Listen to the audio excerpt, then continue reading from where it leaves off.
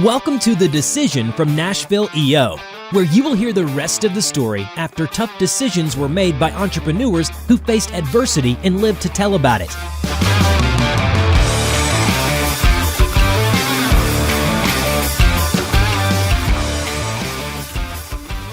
Congratulations, you have found The Decision, a podcast by EO Nashville. It is for entrepreneurs, by entrepreneurs. We are interviewing those entrepreneurs who are telling stories about their wisdom and experience gained through being in the heat of battle that is entrepreneurship. And with me, as always, my partner in crime, Mr. Robert Hartline. Eric Jackson, thank you for having me once again. It's great to be here with you. And old school EO guy, Mr. Joe Freedman. Good to be here, guys. Pleasure to have you here. Great to be here. We're excited to hear what kind of war stories you've got. How early were you in EO? So I joined in 1999. Wow. 99. Yeah. What was that, 24 years? Just a few years after Nirvana started back in the 90s. Is that right? Yeah. Were you guys worried about turning the clock over and that your computers were going to die? Is that what you talked about? There was a lot of that going on, for sure. What was that called again? Y2K. Y2K. Yeah. A lot of money made during those times. Yeah, I bet there was. Oh, yeah. A lot of money spent. Oh, yeah. Yeah. So what was the business you were into in 99? So in 1996, I actually was at an Inc. 500 conference in Salt Lake City. And I got introduced to EO they had a booth at the Inc. conference. And this guy, Doug, I forgot Doug's last name. He's one of the founders, Milligan or something, Milan, was there at the booth. And he said, hey, what's your business about? And I had a legal search firm. And he goes, man, you where are you? I said, Nashville. He goes, you need to meet Bill Kimberlin and you need to join EO. And when I came back, I met some of the guys and I joined the organization shortly thereafter. My business was growing by leaps and bounds. And I just sold it to a public company. So we were ranked in the top 100 on the Inc. We were ranked 99th on the Inc. 500. And we were there kind of celebrating that win. And then we sold it to a public company. I was working for them for a little bit. And then I launched another business after that. But EO has been with me since 99. Wow. Now, that first initial connection with Bill and them, was it like a natural, like you instantly knew that was your crew? Yeah, it was a different chapter back in the day. And we were considerably smaller. I think we're probably in the 20s or very early, very low 30s with the organization. And it was just a different group. I had a great forum, but the organization has gotten so much bigger and there's so much more experience shares with this organization than it was back then. I mean, we were fighting for survival back then. I mean, if you can imagine with 20 or so members, there's not a whole lot of sponsorship.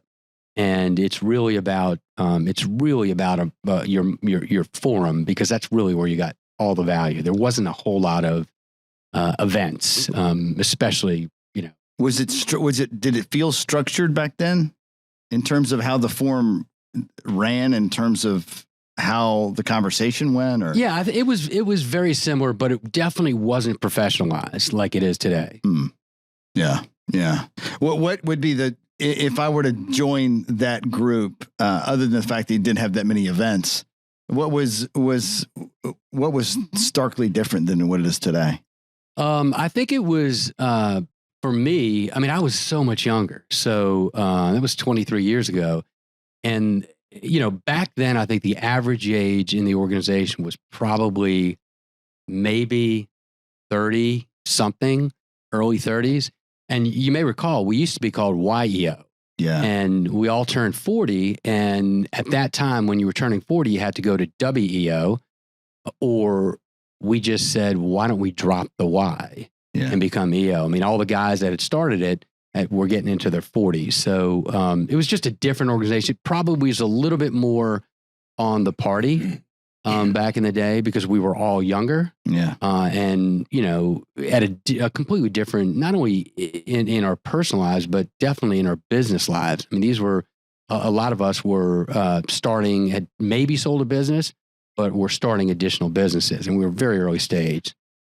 Yeah. So back then, was it normal to come into Forum with a presentation that you needed help with something that you needed to make a decision on in your business? Was that how Forum ran back then? Yeah. Here's the distinction I would say. Now, as we've aged out, my Forum, I've been in this Forum now. I've been in, this is my third Forum. I mean, Andy Bailey's been with me since day one. Well, when he came back in EO, but this back then it was 100% about the business. And we really didn't even talk about our personal lives. So, family, personal, and business. So much of our concentration early on was about the business. And as we've aged, I mean, so much is less about the business and more about our personal health.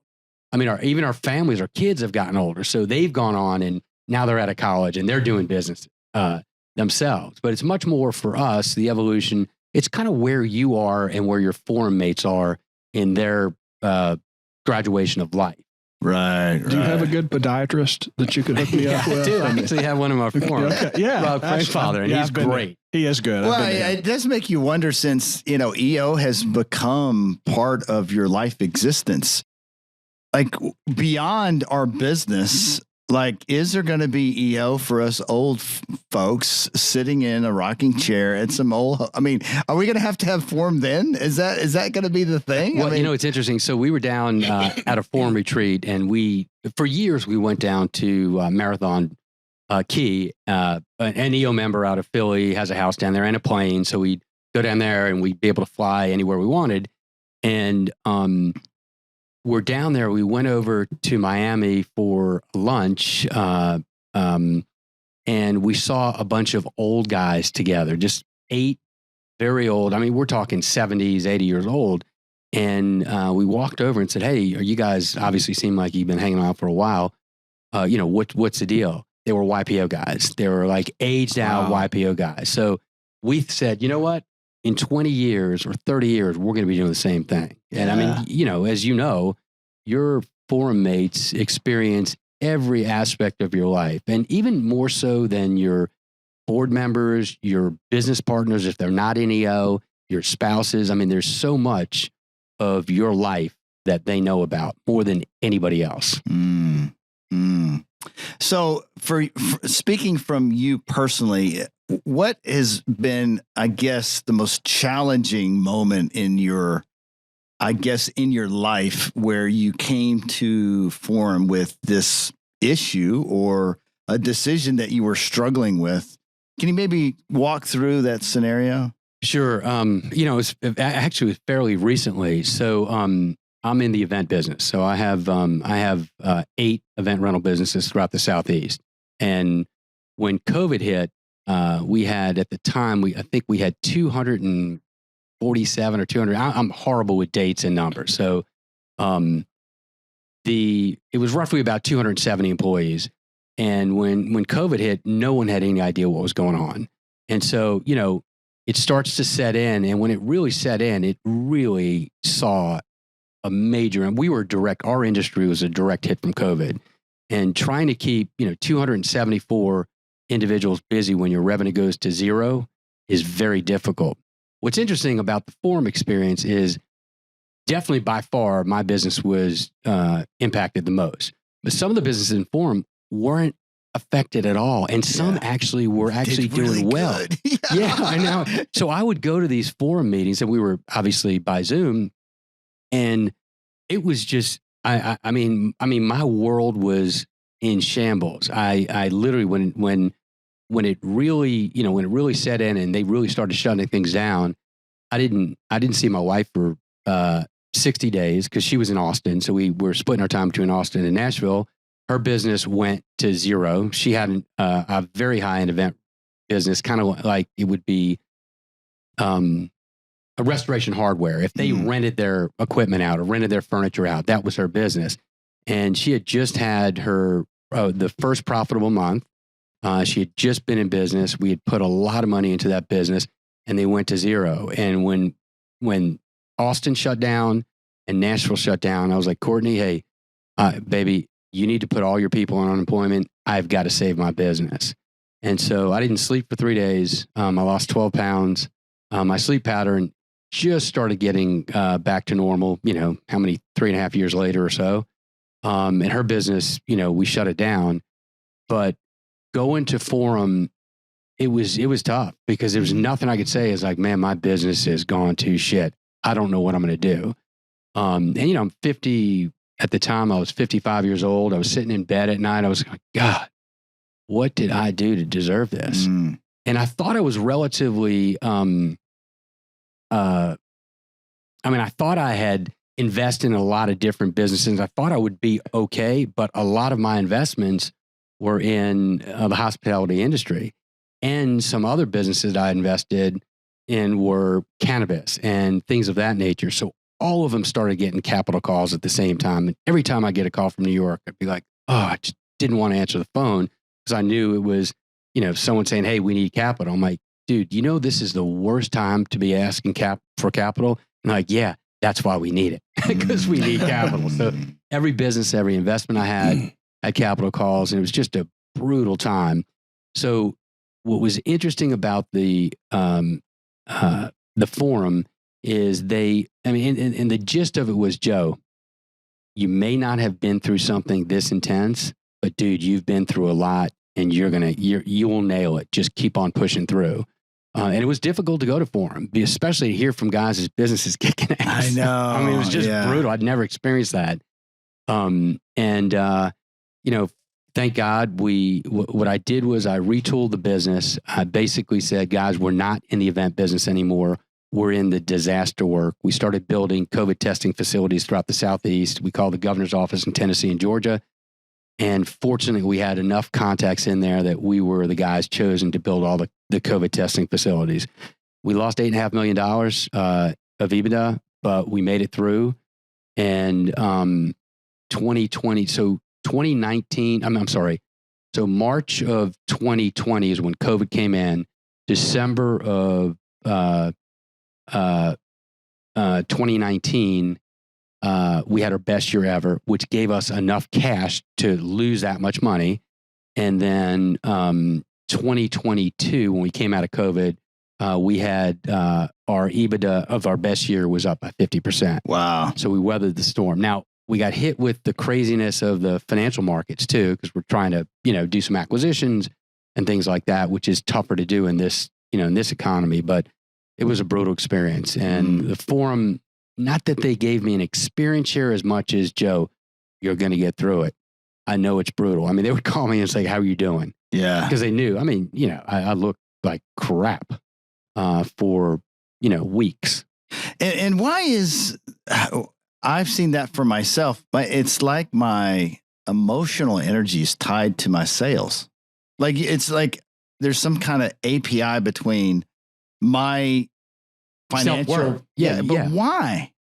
I think, listen, there is, I've talked about it in speaking engagements. I think so much of who we are as an individual is wrapped up in our business, and our self-worth is, if your business is great, you seem to be great. I think as we get older, we realize that's a dangerous situation to be in. So when I sold my first company, I was completely wrapped up in that company to a point where I sold it. I drove home from the sale and cried all the way home, and was lost and got depressed after doing that. I just got really, really down clinically. I wasn't clinically depressed, but I'm sure I was depressed if I would have saw a shrink. I was just really down. And I think so much of we're business people. We like the risk. We love building things. And when things aren't doing right, it's, it really is it weighs on us. And when I do remember a time, and I'm sure we all remember this, when the PPP money came up. And that weird sensation to feel saved by the government, but for once, but also to go, this doesn't feel right. I agree with you 100%. And that was a weird sensation. I was thankful, but I was like, man, it feels icky. It was the largest transfer of wealth in human history. Yeah. Yeah, it was pretty mind-blowing. It did feel, believe me, we needed it. Yeah. And I never, ever would ever think that my business would rely on the government for anything like that. But it did save a tremendous amount of business. I don't think the government was as smart as they could have been, but I think the alternative, if they would have had so many strings tied to it, it may not. Many more businesses would have gone under. Yeah. Yeah. So in the past, when you have gone to a forum with challenges, any of those turn out to be big failures that you really had to, that put you back in how you went through with your business and the way you went through life? Yeah. I don't, I wouldn't say anything I've learned out of forum has done anything but help me. So, it's about sharing your experience, professional and personal, and with our kids. I've learned so much on how to do certain things because every forum member has such a unique perspective on how they lead their lives, how they lead their family, how they lead their professional and personal lives. And so I've learned so much from my forum. We are the old guys. Most of us have been president of the organization, and there's such a different perspective when you're presenting an issue. You get such a different view from other people. And what's interesting is your forum mates do know you better than you know yourself. So they will, and we are very friendly, but I know in one of your other podcasts, you said, so what if someone doesn't listen to you and they keep bringing that same issue up over and over and over, and every forum has had it, and we've all done it because we're not addressing the issue like they tell you, like they're suggesting, hey, this is how I handle it. And one of the things we did do an exercise at retreat where we basically, and the gist of it wasn't this harsh, but what drives you nuts about your forum mate? What is it that he or she does? That is every single, and it was basically, hey, granted, we are very close. So we tell each other like it is. We can, but it was the most, and most of it's personal issues that people won't fix. It's a personal issue that they keep bringing up that they're just not fixing. Now, was there anybody that was unaware? Oh, yes. Really? Wow. Well, no. He knew. He kept bringing the issue up. He had to have known it was driving us crazy, but you know what? He fixed it. He fixed it. Did you think retreat. that was the trigger? 100%. It was the trigger. 100%. Remind me again what the format was for where this happened. So it was on retreat, and I think it was John Ratliff, who's an EO member out of Philly, who brought it up. We typically at a retreat we have some sort of go deep situation. Yeah, I know you guys have talked about it in former or past podcasts, but this one was, and again I'm paraphrasing, but it was not this harsh of the way it's, and I'll get to the actual exercise, but it basically was, what advice, and I'm maybe even being too nice about it, but what advice have you given your forum mate that they continue to ignore? Oh, wow. Yeah. It was absolutely, probably not for a first year forum. no, absolutely Right? no. Yeah. This, you need to have absolute trust with the organization. Listen, I've been in 3 forums, and you got to have a trust level with every forum mate. You are spilling your guts. You're going there and saying, hey, listen, this is what's going on in my life. Can you share experience with me and get me through this issue? And if you can't trust a forum mate, or, and listen, there have been situations, I know someone may have mentioned about a pregnancy, and someone, stupidly said something to their wife. Hey, I think something, I think they're this or that. And it's breaching confidential. So you got to be really careful. In this particular situation, it was a situation where a lot of things were said on a multiple occasions and they just weren't listening. So it was a great exercise to clear the air with that. Yeah. And when you're doing this I could see how you got to break some ice. Someone's got to go hard, right? And then because if someone just goes light and just being gingerly trying to, treat you with kid gloves, like you really need someone just to break the ice to even go that deep, because I could see how some people would just get really worried about hurting feelings or.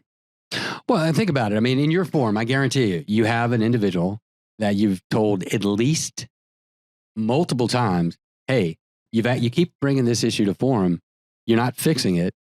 We keep giving you experience. I'm getting concerned that some of my forum mates are talking to you. No, I mean, seriously, are you? No, but because I swear it literally happened this week. Of course it did. I mean, it happens in every forum. Yeah, we're nice. Okay, so we're just giving experience shares, but we also know about personal issues. I mean, I went through divorce. I had a really tough divorce in 2000 something. And, I was the second individual in my forum to go through divorce. The information and the experience shares that I have on divorce, I could help so many people. And, you see it in the patterns in individuals, you see it, the patterns in relationships, and it's going to end if they don't take a course of action. And again, you can only give someone so many experience shares before you say, dude, I mean, I told you 100 times, this is how, this is some things you can do to solve some of the issues you might be going through. And if you don't do it, there's not much you can do. So here's something I'm curious about. You have been, 3 different forums along the way. You've seen what a successful forum can feel like and how impactful it can be for your business. What is, describe a forum mate that is just not a fit for EO that you've seen in the past? Sure. The biggest thing, obviously trust and respect, but I think the biggest thing is someone that will not go deep. Listen, we all have insecurities. Everybody's insecure about something. We all think we're posing and anything we've done that we've won is luck or not. We're either one way or the other often. And I think great forum mates will open up and listen to you and truly experience share. They'll also say, hey, I've never had that issue. I'm not going to just talk about something I have no idea or no perspective on that particular issue. I think for me, the success or failure of a forum is your moderator. That will make or break your forum. My second forum blew up because the moderator just wasn't taking the role as serious as he should have. And this is not for publication. But and I think it's all about your moderator. Our moderator is Arnie. He's absolutely fabulous. He's moderated a ton of seed forums, and he is the reason for our success in forum. I mean, I can't stress enough how important that moderator role is. It will make or break your forum. He's your permanent moderator, right? He is our permanent moderator. Yeah. He occasionally says, hey guys, would anybody like this? And we're like, Barney, you're so damn good. Come on, man. He is so damn good. I mean, he is so meticulous on, I know you've had him on here and with his dates and his, he knows when he's going to die. He knows when everything in his life we is haven't gone that deep. I need to go that deep because I have not gone that deep with Arnie yet. No. Oh my God. Yeah. Yeah. He literally knows when he's going to die. Wow. He's got it mapped out. Wow. Yeah. And you know what? He'll hit the date. He will. Oh gosh. So help me understand this from your perspective. What would you say is to create the best experience for a new person in EO? If you had to map out an ideal path for them to get the most out of EO? What would it look like? Yeah, I think obviously getting active at a local level is important. But one of the things that if you have the ability to go to some of the international events, I mean, I get so much energy from entrepreneurs. When you go to an international event, you will meet people from all parts of the world in just different settings, and it's an incredible experience because we are the individuals that are running these respective cities in one form or another. So the access that you get, whether you're in Dubai, like we went to Dubai one year, or Mexico City, or Quebec, or I mean, all these, when we have these international events, you just see another side of the world that just opens your eyes up. And it's just so warming to know that there are individuals, men and women in those cities that are doing exactly what you're doing, making that country or that city a better place by creating business and creating wealth for other people. It's just an incredible experience. And there's nothing better than doing the international events. And then just participate locally. I mean, we're now 345 members. If you need anything, if you need an experience share or anything, it's much more than your forum. I mean, you could put it out on the Google EO. Hey, I need some experience shares around this particular topic. If you want, you can do a My EO, and you can, if you've got a specific something that you want to dive into, you can do that. There's just so many avenues now that there weren't when we first started. When I first started. Yeah. And the business that you're involved in now, the businesses, in terms of back to your business mind, where you like to spend energy on creating a new business and going about the idea generation of a new business and the decision making that goes down, is there a process that you follow to help with your decisions just in your day to day? Yeah. So, first off, any business that I invest in, if they're not an EO member, they will be. So that's part of the requirement, because I definitely, there's only 24 hours in a day. There's so much experience shares you can impart on your CEO or individual you've invested in. And you know how impactful EO can be to your business if they just are in a forum and they can experience share with their respective people. And there's some things that they maybe don't want to tell me. So the first thing is, for me, from an investment, I definitely want them in EO. From a decision standpoint, if I have a concept, I will bring it to my forum. Every business that I've started since I've been in EO, most of them, I'd say all of them except maybe a couple, are EO members or invest alongside me. But I will bring the concept to the forum and say, hey, I'm thinking about doing this. Here's why I'm thinking about doing it. Have you guys had any experience with this type of business? And if not, do you know someone who may have had some experience on that side too, to give me some insight into how they built it? Well, how do you handle when, I guess, the takeaway or the experience share that you get from sharing your decision you need help with, where they are leading you to believe that this is a bad idea? Do you ever go against the experience share and you're just like, you know what? Forget what they just shared. I'm just going to go forward with what I want to do. I wouldn't say that they said, hey, I think it's a bad idea. I did present, I bought a building. I know Arnie talked about buying his building, and and the experience conversations we had in the forum about that.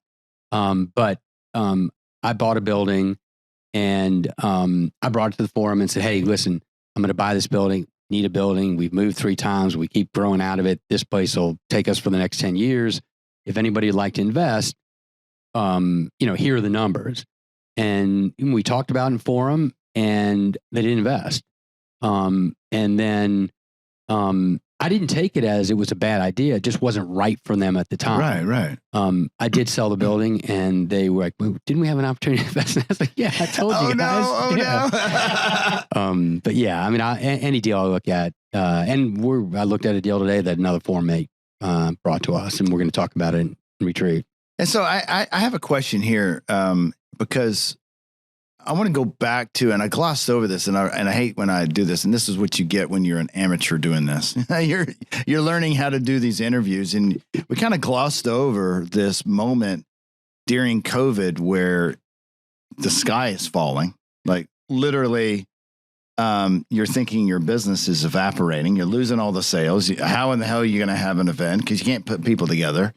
And you're in this state where you're really there is nothing to do. I mean, there's literally not much to do other than pivot or do something new, right? And that could feel a bit like depression or this low point in energy. Like, what was that like for you personally? Well, when I'm under stress, I get aggressive. So I don't go to bed. I don't go into bed. I just don't sleep. So it had an opposite effect on me. I was like, oh my God, I've got to rebuild this business from the ground up. What we've been doing for the last decade, we're not doing that anymore. And I've just got to find, revenue sources. So it was more of a manic state that I became than, which is obviously just as bad as being depressed because I was crazy. But for me, it was, I've got to drive more. I've just got to figure out how to get revenue. We did, there was, as you know, we couldn't find masks anywhere. I mean, there were no masks. Yeah. So, stupidly, I and some other guys invested a fair amount of money in that whole mask world, and they came in like a year later.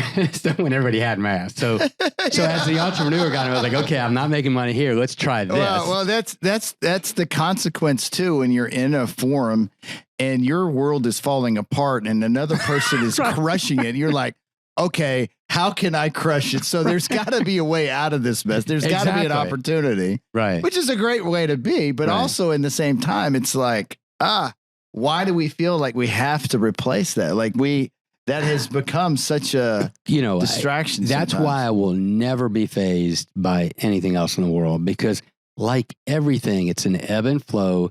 And if you just stay the course, now obviously I couldn't have just said, okay, we're still an event business. Where's the next wedding? That was not going to happen. Right. But, I was able to pivot. We built all the COVID testing facilities. We did a lot of stuff around disaster with the hospitals, with the universities. We built all their eating facilities. There was a lot of that. But I won't jump.